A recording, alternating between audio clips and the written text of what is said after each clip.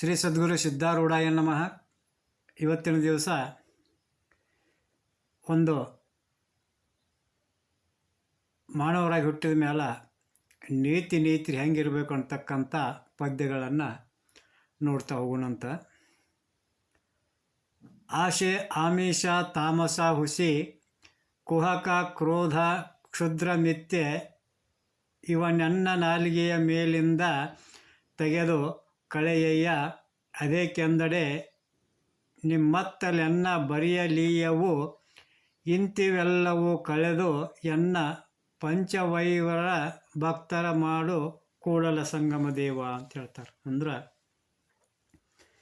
ಈ ಮನುಷ್ಯ ಜನ್ಮದೊಳಗೆ ಆಸೆ, ಆಮಿಷ, ತಾಮಸ, ಹುಸಿ ಅಂದ್ರೆ ಮನಸ್ಸಿನ ಒಂದು ಆಸೆ ಆಕಾಂಕ್ಷೆಗಳು, ಆಮಿಷಗಳಾಗಲಿ, ತಾಮಸ ಬುದ್ಧಿ ಅಂದ್ರೆ ಹೊಟ್ಟೆ ಕೆಚ್ಚು, ಹುಸಿ ಸುಳ್ಳು ಮಾತಾಡೋದು, ಇನ್ನು ಕುಹಕ ಅಂದ್ರೆ ಇನ್ನೊಬ್ಬರಿಗೆ ಕೆಟ್ಟದ್ದನ್ನು ಮಾತಾಡುವಂಥದ್ದು, ಸಿಟ್ಟು, ಕ್ಷುದ್ರ ಇಂಥವೆಲ್ಲ ನನ್ನಂತ್ಯಕ್ಕೆ ಇರೋದರಿಂದ ಇವನ್ನ ನನ್ನಿಂದ ಅಥವಾ ಇವೆಲ್ಲನೂ ನನ್ನ ನಾಲಿಗೆ ಮೇಲಿಂದ ತೆಗೆದು ಹಾಕು. ಯಾಕಪ್ಪ ಅಂತಂದ್ರೆ ನಿಮ್ಮ ಕಡೆ ಅಂದ್ರೆ ಸದ್ಗುರುವಿನ ಕಡೆಗೆ ಇವು ಬರಲಿಕ್ಕೆ ಅಡೆತಡೆ ಮಾಡ್ತಾವು. ಅದಕ್ಕೆ ಇವೆಲ್ಲವನ್ನು ಕಳೆದ ನನ್ನನ್ನು ಭಕ್ತರ ಸಾಲಿಗೆ ಸೇರಿಸುವಂಗೆ ಮಾಡು ಅಂತೇಳಿ ಆ ಬಸವಣ್ಣನವರು ಆ ಕೂಡಲ ಸಂಗಮ ದೇವರಲ್ಲಿ ಕೇಳ್ಕೊಳಕತ್ತಾರೆ. ಹಂಗೆ ನಮ್ಮ ಭಾರತೀಯರಿಗೆ ಕೈಲಾಸ ಅಂತಂದ್ರೆ ಭಾಳ ಪ್ರೀತಿ.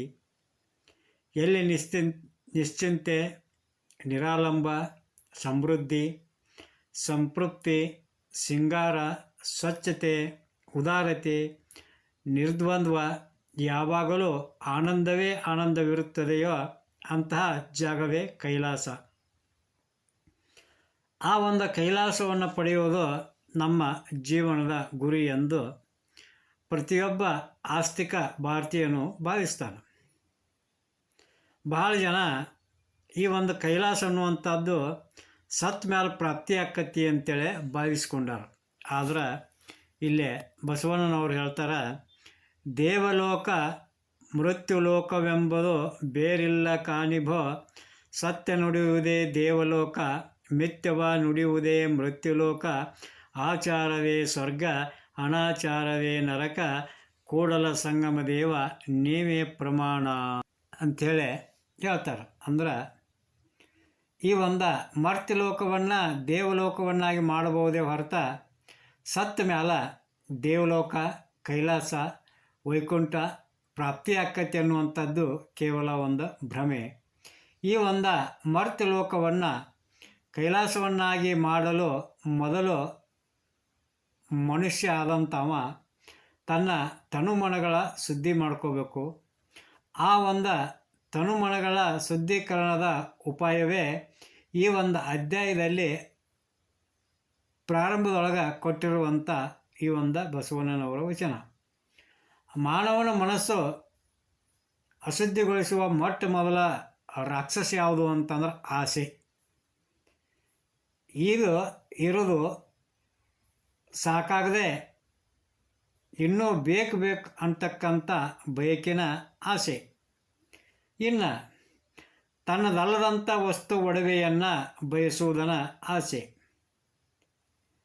ಈ ನೀತಿಯ ಎಲ್ಲ ಎಲ್ಲೆಯನ್ನು ಮೀರಿ ತನ್ನದಲ್ಲದ ಏನನ್ನೇ ಪಡೆಯಲು ಬಯಸಿದರೂ ಅದು ಅತಿ ಆಸೆ. ಅದ ಆಸೆ ಅಂತಕ್ಕಂಥದ್ದನ್ನು ಸರ್ವ ದುಃಖಗಳ ಮೂಲ ಆಗಿರ್ತೈತಿ. ನೈತಿಕ ಮೌಲ್ಯಗಳನ್ನು ಪಾಲಿಸುವ ಸಲುವಾಗಿ ಕಂಕಣಬದ್ಧರಾಗಿ ಕಟ್ಟುನಿಟ್ಟಾಗಿ ನಡೆಯುತ್ತಿರುವಾಗ ಇನ್ನೊಬ್ಬರು ಒಡ್ಡುವಂಥ ಪ್ರಲೋಭನೆಗೆ ಸಿಲುಕಿಕೊಳ್ಳದ ಆಮಿಷ ಆಸೆಯನ್ನು ಗೆಲ್ಲುವುದ ಕಷ್ಟ. ಇನ್ನು ಆಮಿಷವನ್ನು ಗೆಲ್ಲುವುದಂತೂ ಕಷ್ಟ. ಈ ಒಂದು ಆಸೆ ಆಮಿಷಗಳಿಂದ ಉಂಟಾಗುವುದನ್ನು ತಾಮಸ ಅಂದ್ರೆ ಜಡತೆ. ಪಾಪದ ಕೆಲಸ ಮಾಡೋದಕ್ಕೆ ಹೆದರದೇ ಇರೋದು, ತಾಮಸಕ್ಕೆ ಒಳಗಾದವ ಸುಳ್ಳನ್ನು ನುಡಿಲಿಕ್ಕೆ ಹಿಂಜರಿದಿಲ್ಲ. ಆತ ಕುಹಕಿ ಕೂಡ ಅಕ್ಕಣ.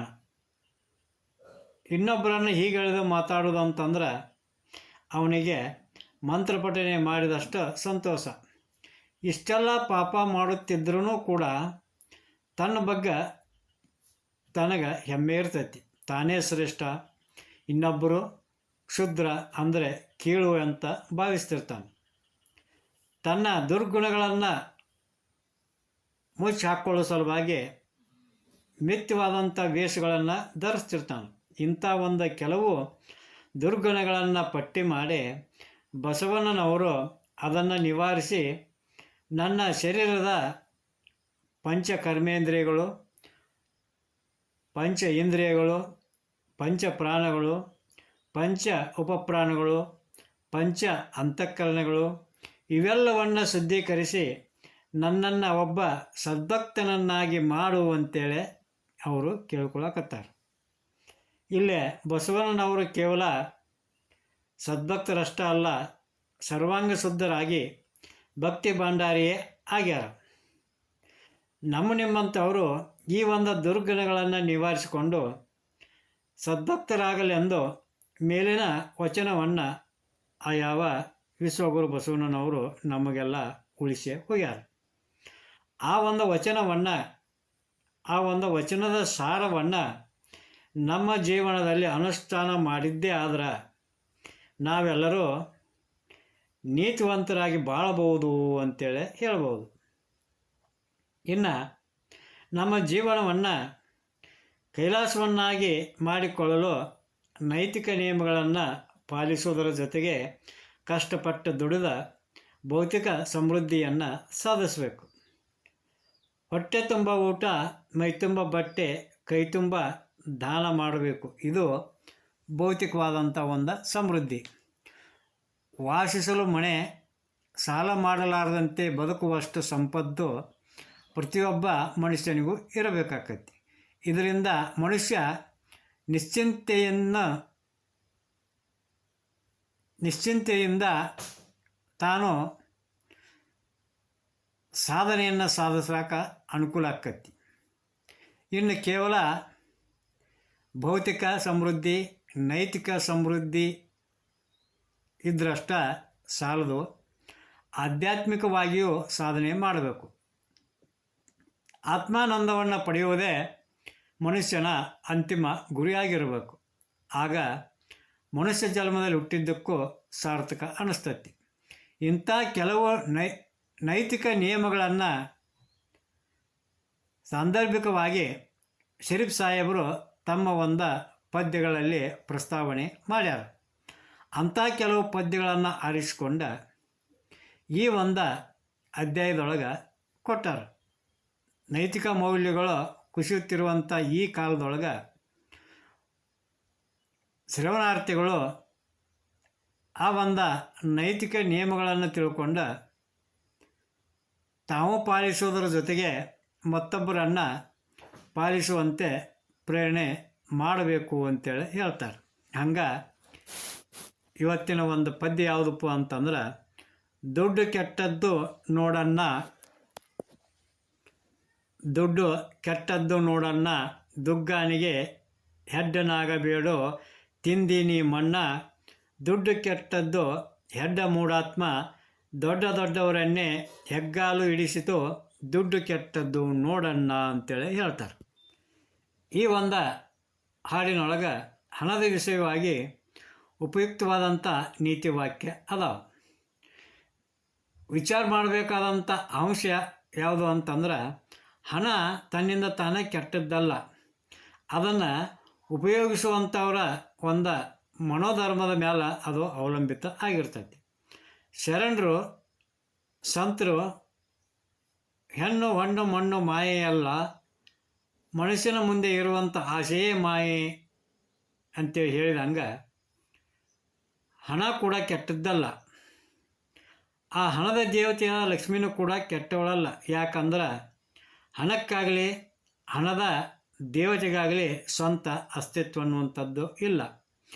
ಅದನ್ನು ಮಾಡಿದವ ಮನುಷ್ಯ ತಾ ಮಾಡಿದ ಬಲೆಯೆಲ್ಲ ತಾನೇ ಸಿಕ್ಕ ಬಿದ್ದ ಆ ಒಂದು ಹಣವನ್ನು ಬೈದ್ರೆ ಏನೇನೋ ಪ್ರಯೋಜನ ಇಲ್ಲ.